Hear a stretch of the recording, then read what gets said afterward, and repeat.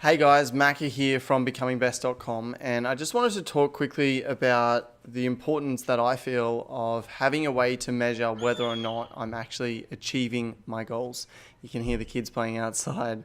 They are running around after the pool. They've had a great time.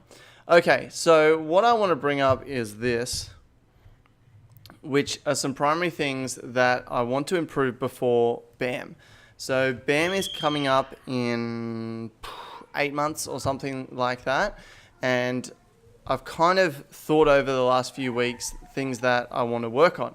Now there's a lot of different things in here. There's like 1 2 3 4 5 6 7 8 9 10 11 12 13 14 15 16 17 18 19 20 1 2 3 4 5 26 items that I want to get down before going to BAM.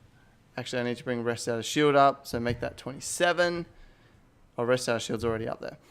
Okay, so 26 items that I want to improve upon before my next interstate tournament. But then I'm looking through this list and thinking about, like, well, how do I know when I've succeeded? Like, crouching wave dashes is something that I've been working on for the last month, maybe 2 months anyway. How do I know when I can actually tick this off the list? Because in an ideal world, it would be absolutely perfect, but we don't live in an ideal world and we have diminishing rate of returns.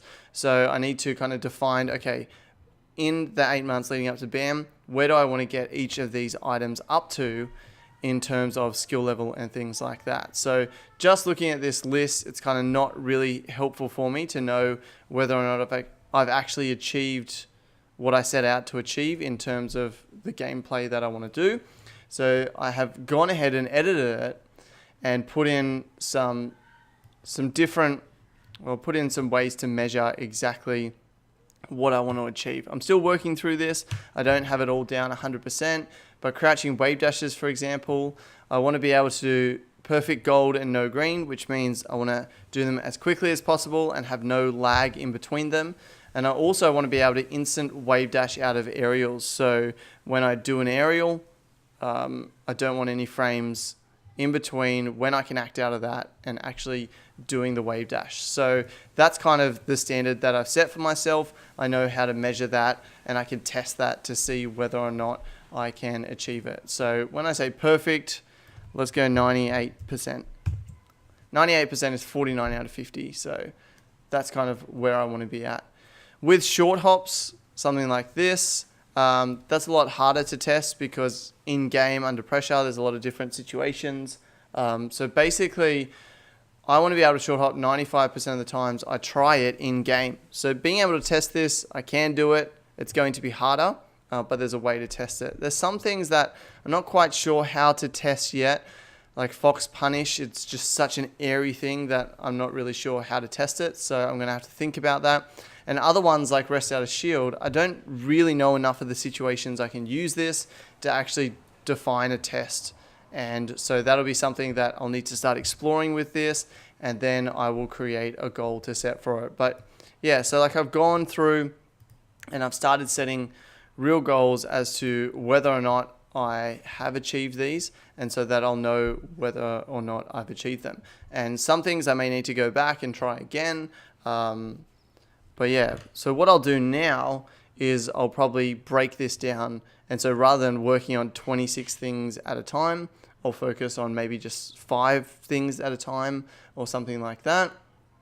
And focus on getting them into my gameplay. And hopefully over time we can tick some things off and we can move on to the next. But I'm really excited for the next 8 or 9 months. I feel like having these goals, but also having ways to know whether I've achieved it is great. And now it's just about like creating drills and ways that I can purposefully practice these so that I can actually get to the point where I can tick this off and I can achieve what I've set out to achieve. So that's just something that I was thinking about today, and something that I think is going to be very important for me over the next 8 or 9 months until the next major tournament. But yeah, I'm really excited about working on these things and getting better as a player. So I've got these goals in terms of the implementation and the execution that I can do. And then I've also got other goals for what I'm actually trying to achieve in terms of a ranking level and stuff like that. And while these goals don't drive me as much, they are still pretty important and just fun to track as well. So my current goal is to be top 20 in Queensland by the end of September. It is now the end of September as I record this, so didn't quite achieve that. I'm 21st. I had 1 week where I was in the top 20. And then the one that's closest is top 50 in Australia by end of December. So really I focus on all of these ones, improving my execution. But these are just fun to practice and fun to keep me motivated, keep me pushing so that I can achieve them. Those two really tie in well together. But yeah, so just want to encourage you that if you're setting out to become the best at something, have some things that you're focusing on trying to improve, but also have a way to determine whether you have improved to the point that you want to have gotten to with that skill, and have a way to measure that as well. That's it from me, guys. I'm going to go and have some dinner now. Until next time, keep going out there and do what it takes to become the best.